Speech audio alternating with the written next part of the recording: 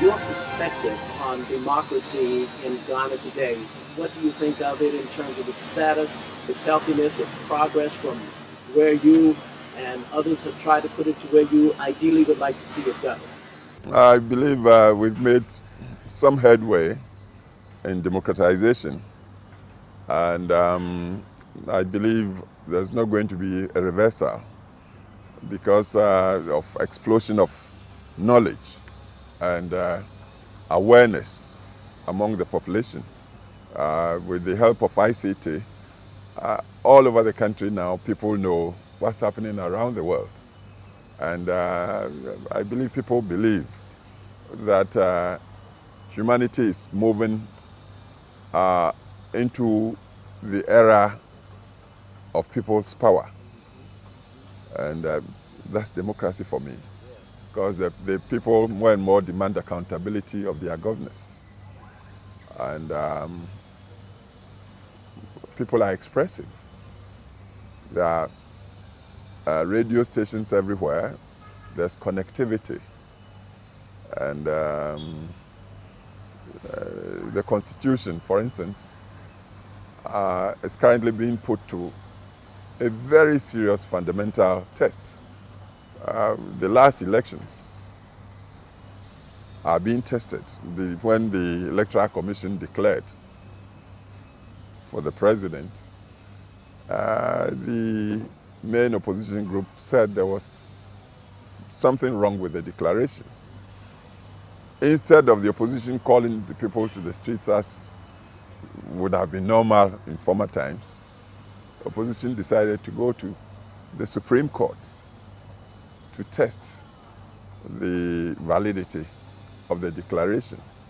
I believe this is a very high benchmark in the process of democratization, and it would set the pace not only for Ghana but for the rest of Africa and perhaps many places elsewhere. Mr. President, you mentioned the prevalence of and the importance of radio, and you got a very high compliment from Dr. Ayite about the influence of radio in your election. Yes. And that information. Why do you think that was so critical? It is critical because for democracy to really live up to expectation, information is crucial for the people. And when radios are all over the place and in televisions, people get informed. And on the basis of their information, they are able to decide. If, say, they are called to elections, they make their choices, hopefully on information, more on information than on parochial considerations. The candidate is from my village, or I like him because he's this, or he looks like this, or looks like that, or he's rich. All these are factors in choice making. But information, I believe, at the end of the day, especially in socio-economic situations, where the cost of living is also a factor, where the quality of life, whether good educational system is operating, whether people have affordable access to healthcare, all these things come in, and through the radio stations, through the television stations, people get better informed. And during your administration, there was obviously the strengthening of democracy as it progressed. How do you see the advances made during your leadership with respect to national election and local elections? Well, my government was particular with the Constitution, the provisions of the Constitution. We wanted the people to know that, in fact, the state itself was defined by the Constitution,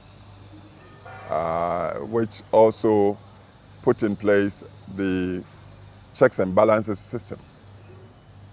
So nobody could hijack the power of the states. And so my government was particular in drawing people's attention to the provisions of the Constitution. And government tried very hard to empower the institutions of states, like strengthening the judiciary and also modernizing it. We introduced the electronic systems into the courts. So instead of the court judges writing everything longhand, being slow, we gave them the system of teleprinting and so forth and so on, so they could take evidence fast and to fast track judgments, because they say justice delayed is justice denied. So we try to empower the judiciary this way. We also saw to the remunerations of the judges and the judicial staff. We also try to empower the legislature to be able to hold the executive on its toes and to account, because the legislature is the forum of the people. We were meticulous in respect for the multi-party system. And my government, the first law it repealed in assuming office 2001 was the law called the Criminal Libel Law, which the colonial authorities and subsequent governments after the colonial used to muzzle the media. I said, remove that so people would be expressive and would be able to criticize without fear the authorities. So we did all this to help move democracy. Mr. President, you mentioned the multi-party system, and a number of African countries claim to have multi-party system, but only one party has ever won. That is not true here in Ghana. What makes for the difference? And is it the education you referred to? Is it the information? How do the people in Ghana make that distinction between, say, your party and another party, and really make choices? What do you think the thought process is going? Well, you have to take the history of the country into account. Ghana came into independence from colonialism on multi-party system. So we went into independence by 57. I believe there were two main political party streams. One was Nkrumah's party, the other was Professor Buzia's party. And these traditions were so strong even from the beginning of the nationhood at independence. And these trends have continued till now. And I don't think either side is about to break, no matter the conditions. The traditions are so deep. Nkrumah's side was like left of center, socialistic. Buzia's side was liberal, democratic, and rather also favored the private sector as a way to generate wealth and to also redistribute wealth for development in an inclusive way. So these are the two strands in the party political development of the country, and they are still ongoing, very strong. Yet, if you look, Mr. President, at Mozambique, they had two parties also, Frelimo, Renamo, but they didn't seem to follow the same path of true multi-party system as you have. Can you explain that just differently? Well, I can't explain it too well, but I believe the situation in Mozambique is a bit different from Ghana's past, in the sense that in Mozambique there was a civil war, and the war disrupted many things. So at the end of the day, by the point they got their independence, it was like the state was in a flux and reforming itself. And Frelimo and the other, yes, they were both like war organizations. And the outlooks were perhaps not too different. except that leadership was different. But in Ghana, I believe the difference is more like ideological. Nkrumah talking left of center for economic, socio-economic development, and Buzia talking liberal, right of center. These are things that are deeply ingrained, and they drive the multi-partisanship that we have in Ghana.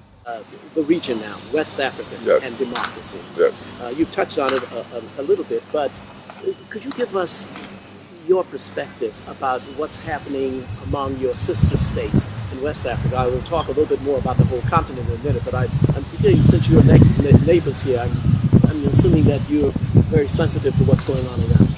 Yes, of course. Now, the entire sub-region of West Africa is logged into the economic community of West African states. And the awareness is increasing rather rapidly. You know that West Africa got divided into Francophone, Anglophone, and whatever. Ghana, for instance, is virtually encircled by the Francophones. And colonialism sort of blanketed the various nations in ways that they always differently looked towards their master metropolises. The Francophones, culturally, psychologically, commercially, always used France as their point of reference. The Anglophones too tended to look to the British. These colonial empires didn't add value to the raw material productions that we did. Like Ghana exported its raw material, cocoa, to the British. Gold was taken from here raw to Britain. Similarly, the French, Côte d'Ivoire, which is like a twin country to Ghana, was also so straitjacketed. Everything was to Paris. And so even though the artificial boundaries or borderlines between Ghana and divided same tribes through the colonial education, a cousin on one side speaking English couldn't understand the other cousin, the other side speaking French. And then culturally, the outlooks began to go separate ways. Now we are all becoming aware that the artificial boundaries didn't help us, because what's left of colonial legacy or heritage is like small markets. The Francophones, Côte d'Ivoire is about 20 million, quite big, perhaps the biggest in the neighborhood of Francophones. You go to other countries, some are 4 million, 5 million. You want to attract investments internationally. 5 million? No, when you are competing with others who are 30, 40 million people. So with this awareness that we are at a disadvantage unless we came together, we are trying to overcome the artificial boundaries, not just the physical boundaries, but even the linguistic, cultural, so that we can become like a customs union, a much bigger entity in the international market. So investors will look at us positively and bring the inflows of capital, know-how, establish with us, trade with us. Because West Africa, as an entity, integrated whole, has a population of about 250 million people, over 250 million. Any investor would be interested to look, because this is a serious market and it's an evolving area. People are getting more and more educated. The so-called middle classes are becoming a reality. The demand is going higher. And then we have all the raw materials anybody would need. But we are insisting that value should be added to this, meaning industrialization. And this is what is driving the ECOWAS movement. Yes, we are not moving as fast as we want, because of human weaknesses. You want to go from Ghana to Togo, same peoples either side, and you get to the border, you are delayed by customs officials for hours on end. By the time you are through Togo to Benin to Nigeria, which is only 300 miles east of Ghana, you would have been delayed for a whole day. And so these are the hurdles we want to overcome, so we become integrated, and then we become a serious part of the international markets.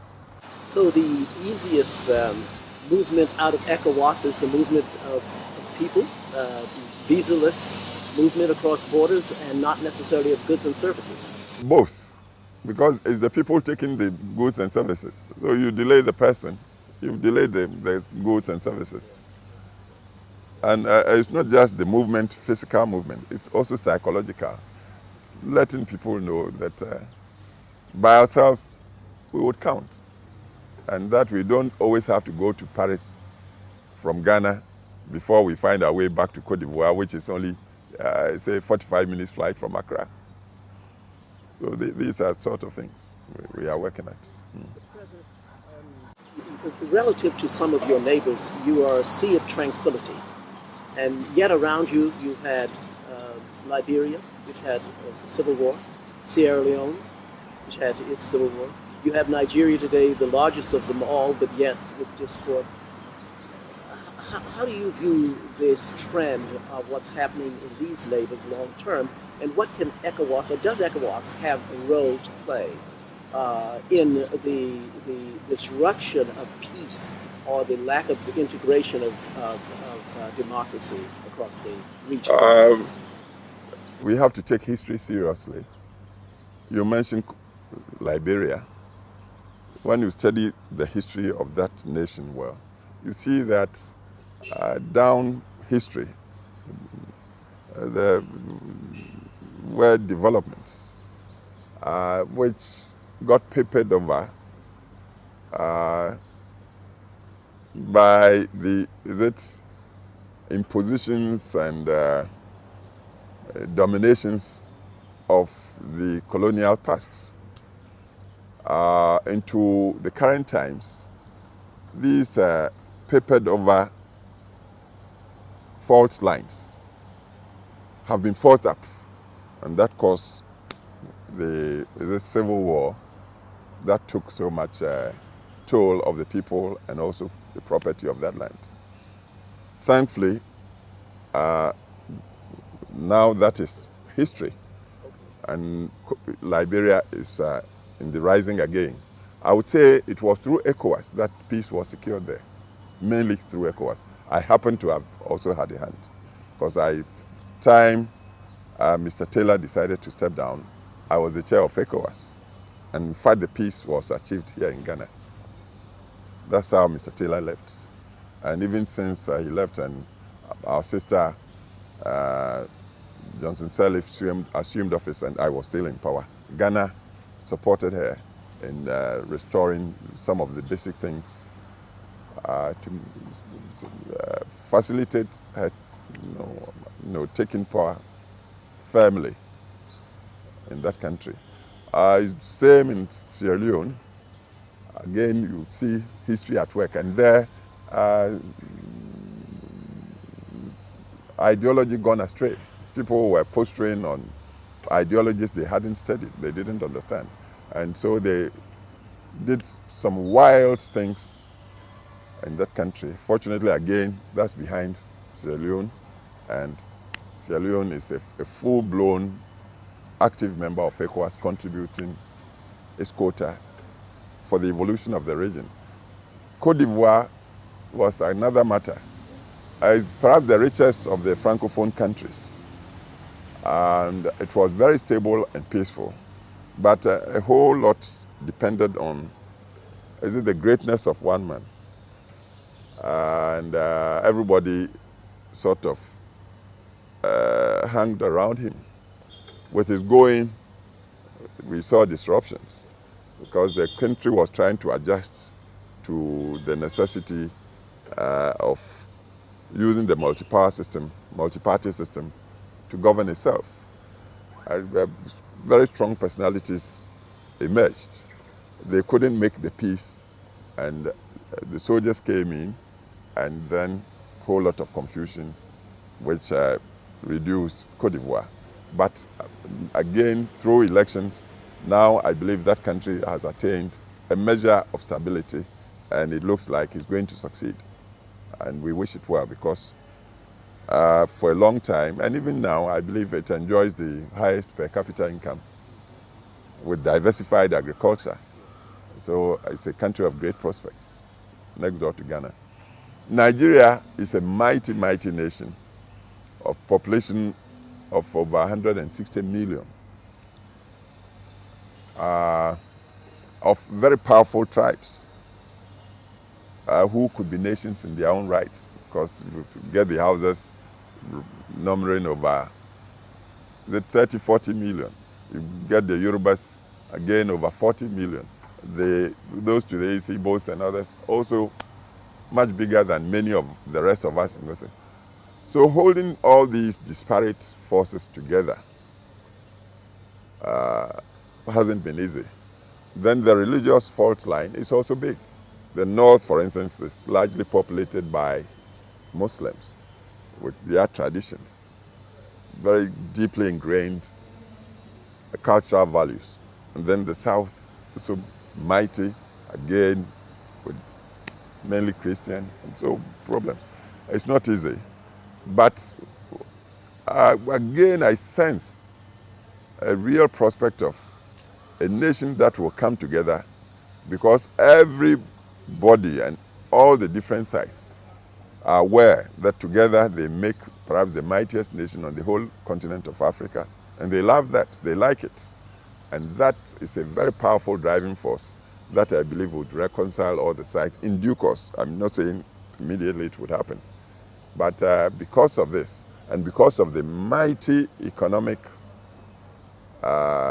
entity it represents, I believe they will come together and hold for the good. Fortunately, they are a federal system, so they can each find some niche to express themselves and also to hold their own, even within the bigger whole of Nigeria. So this is West Africa. It's emerging, but history will tell you why certain things have happened as they are happening. So you don't see another risk of a Biafra? I don't see Biafra. North-South divide? No. Oil in the south? North is not poor altogether. It's also rich.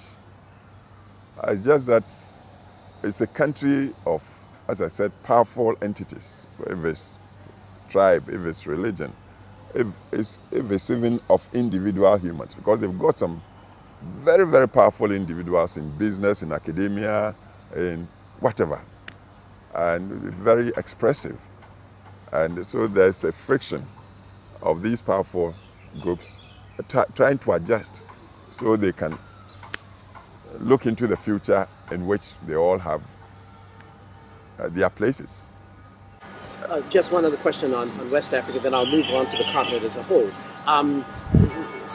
Some have said that if the Blue Hats were to leave Liberia tomorrow, it would be right back in the Civil War that they are keeping, that they are the glue that's holding it together. Do you subscribe to that? That's very pessimistic. I don't subscribe to that. I believe governance is moving well. I believe Liberia is attracting investments. Not investment to produce raw materials to export, but investments that would generate value addition and also generate the wealth to give employment and to make life affordable and of quality. And when it happens like that, when people are engaged productively so that they can live a life of dignity, it gets difficult for destructive forces, wayward forces, to attract them back into the jungle too.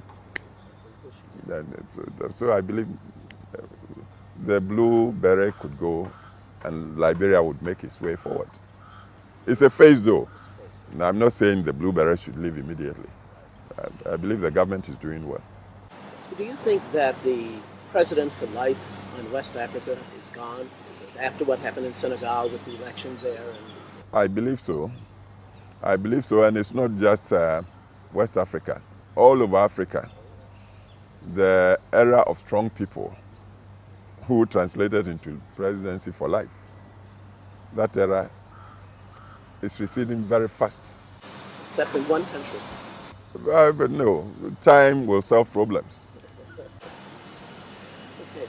I wonder if we can talk more broadly about the continent. Equivalent to ECOWAS, or roughly equivalent to things like SADC and some of the other East African Economic Community. Do you have any comment on how well they are progressing relative to how well you're doing here in West Africa? The East African community seems to be doing far better. Their problems are less than us in the sense that they were not truncated by the colonial past into francophone, anglophone, different cultural outlooks and so on. So they seem to mesh easier. Talk of Tanzania, talk of Kenya, talk of Uganda, and then Rwanda. The outlook seems to be in the same direction. And they are doing well. And they also link quite well with SADC. So recently, for instance, I saw some article in which it was stated that the GDP, collective GDP of these regional groupings was over 2 trillion. That's quite mighty. Yes. And South Africa is already a BRIC nation. Yes, within South Africa, you see some disadvantaged, seriously disadvantaged parts. But there's also a powerful industrial force that is manufacturing practically everything. Parts of South Africa are perhaps better developed or advanced than some parts of Europe. And South Africa is the main pulling force of the southern part of Africa. So I believe it augurs well, and the countries there seem to be cooperating quite well. Do you have any concern that in South Africa, apartheid has been replaced by what essentially is a strong between the haves and the have-nots, the divisiveness? It's a fear there. It's a fear there. I talked of seriously disadvantaged parts. But I believe the political leadership has awareness of this divide, and I believe the political classes would be working themselves up to the position where they will try to give responsible leadership to try to bridge the gap between the haves and the have-nots. In terms of democracy, do you think that the ANC will ever have a rival, a part that would actually make it beyond a single party? The ANC really is not an ordinary party. It was a liberation movement. The sentiments locked in there, considering the long suffering of peoples under apartheid, which shaped the ANC. It will take quite some time for the emotions to sort of subside, to allow other forces to gain a balance. But there's still movements because of socioeconomic forces at work.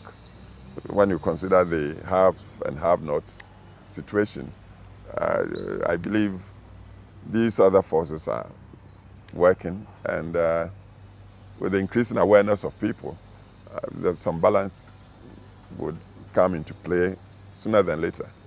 Let's take a little bit more time. Yes. Mr. President, you leave tomorrow for Addis Ababa, Yes. the African Union. Yes. What constructive role does the AU playing in Africa right now with respect to democracy? AU is giving fantastic leadership to the continent as a whole. It's this AU at the beginning of this century that emphasized the need for Africa to open up using the building blocks of the regional groupings. It addressed it. It's this AU that also emphasized the critical role of the private sector. It's on this basis that it asked for partnerships, both from within and outside of Africa, so Africa can leapfrog into the mainstream of globalization. And I believe all the countries, that we talk of all the countries except Morocco, but Morocco spiritually is part of AU. And all the countries are now adjusting to democratization, respect for human rights, respect for inclusiveness, including the civil society organizations, religious tolerance, private sector, public-private partnership as the concept to work on to raise their economies and also improve the quality of life for their peoples. So AU is doing very well. Should the AU be a conduit through which the West channels its resources to help Africa in the future? Would it help you to organize it more if you didn't have the West playing different states and different involvement, and the AU become a bigger force with resources? Repeat this question. I wondered if the AU should play even another role and become the conduit through which aid and support for Africa should be channeled. Yes, AU is invited to the meetings of the G8, G20, and it advocates for adjusting relationships between, say, the West and the African nations, just like it also cooperates with China. I've forgotten the year, but I was there, remember, I think it was about 2004, 2003, FOCAC, yes, and which it got China to undertake to bring investments. Now China is talking of something like $20 billion the credit line towards Africa, and it was through the agency of AU. Then it's also relating with Japan, the Kyoto or Tokyo TICAD relationships. So you're optimistic about the growing role of the AU as AU is doing fantastically well. It also helps the nations to try to work to even standards, uniform standards among themselves. It set up the African peer review mechanism, for instance, to ensure that the various states governed to common principles and values. Do you think the citizens of the individual countries perceive the AU the same way as you who are leaders perceive it in terms of its value? Leaders are leaders because they enable their peoples to share the visions they have. So leaders' perceptions tend to be a bit ahead of the visions of the ordinary citizens. But I believe so far I haven't seen any group of citizens or within any nation protesting against the country's involvement with the AU. Unlike the European zone or the Eurozone, where there are protests all the time. Well, Mr. President, in ending, closing, I would like to return to Ghana. When I did interviews in the 4 countries that I've been looking at democracy in Africa for the documentary, I end with a question, and I ask people what they see as the greatest threat to democracy in their country. They'll number a number of things: lack of education and literacy, lack of IT and that sort of thing. Employment. And then they will say, in the end, they will always say corruption as a great threat to democracy. Could you comment on that, please?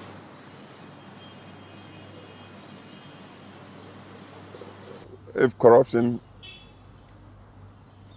is a threat to democratization in Africa, then I would say it's equally a threat to the collapse or to the sustenance of, say, Western civilization or the emerging BRIC nations, including China, corruption is decaying, and decay threatens all lives. So Africa is not alone in this. But I would tell you,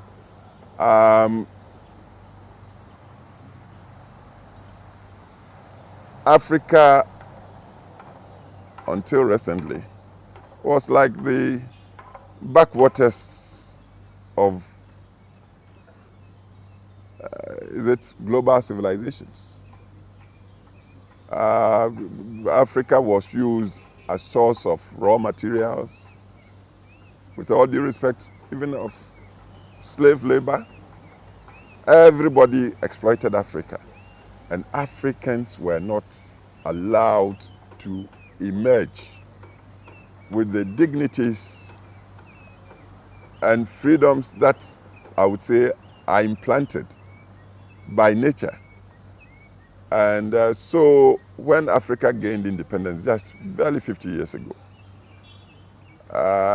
lacking the requisite trainings and educations and economies, and Africa started off with all the drawbacks: hunger, disease, illiteracy, poverty. And when a state is like that, naturally, it tends to become like a survival of the fittest. So originally people were grabbing and cheating, shoving their way forward. That's the corruption that people have seen. But within the 50 years, education is spreading very fast. Healthcare is also spreading. Awareness, self-awareness, and also awareness of the milieu in which Africa is having to work, the global markets. And so responsibility is gaining in ascendancy, both in government and also in the citizenry. So the checks and balances are beginning to work, and corruption is being tackled, being drawn in.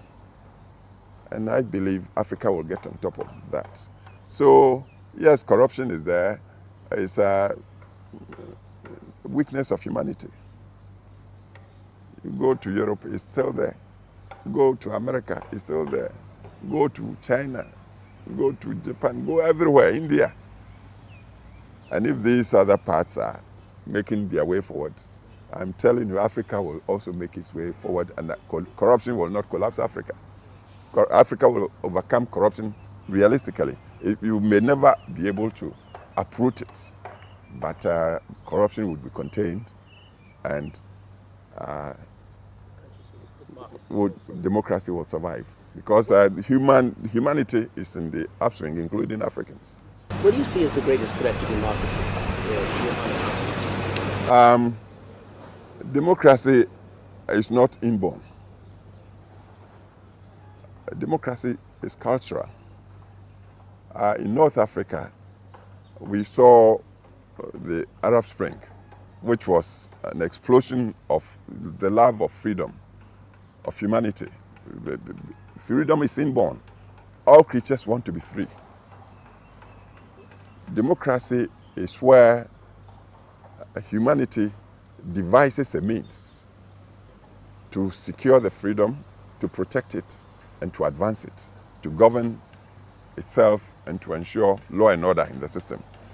So you cultivate democracy. And to do it, this is where multi-party systems, we talked of them, we talked of checks and balances, we talked of constitutions. So African nations should appreciate that democracy does not happen automatically. Like love of freedom comes naturally. Democracy is not like that.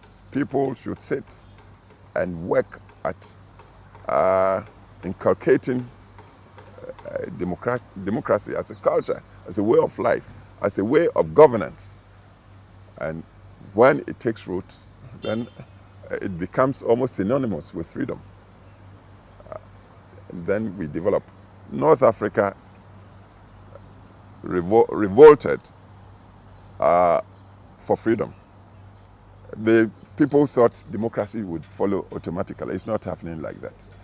I believe leadership there should sit and plan and do their constitutions in such a way that the checks and balances system would be planted there, and then institutions like parties and independent judiciary and all these things are sustained by improving knowledge, self-discipline, respect for individual rights. Could you tell me a little bit about the foundation and what it does? I'm curious. Yes, my foundation's name is Leadership, Governance, and Development. From the experiences we garnered over the years in politics, we saw that the three things hold together. We say that without good leadership, you should not expect good governance. And it's good governance that creates the atmosphere and the framework that engenders the development we want in a rounded way. That would attract the investor, for instance. When the investor is coming, says good governance, when I put my money there, would it be protected? Would it be secure? Would I have a judicial system that would give fast-track justice so I will protect my investment? That I would take my dividends out of the country legitimately. You need that. It's good governance that again creates the atmosphere of thought and expressiveness. So you get individual initiative. It's good governance that also engenders the sense of responsibility, both in the governor and in the governed. So everybody would undertake their civic duties as expected. You pay your tax, and the government is accountable in the use of tax system. So, but the early parts of post-independence Africa, this wasn't too appreciated. That's where the dictators sort of thrived, the strongmen, the coup d'etats, unaccountable governance, and that is a phase that should go. But in its place, we want to nurture our youth to appreciate that you want some of the good life of the world, then apprenticeship is critical. Leadership does not fall like ripe mango for you to pick and eat. You nurture yourself into it. You should know power is in the people. So how do you get the people to entrust their power to you? And when they give it to you, how you account for it? How do you use it to better the life, the quality of life? As an African leader, do you resent the West trying to impose its model of democracy on Africa? Well, I resent anybody who would try to impose himself, his ideas or culture on me. And it's not only the West. Power hates vacuum. And if anybody comes and sees that you do not know what you are about, they will try to make a monkey of you, use you. And I naturally object to that. Yeah. But for you to keep such people at bay, you should know what to do with yourself. When you know what you are doing with yourself, I tell you, neither the West nor the East will try to take you for a ride. You negotiate well. Mr. President, thank you very much.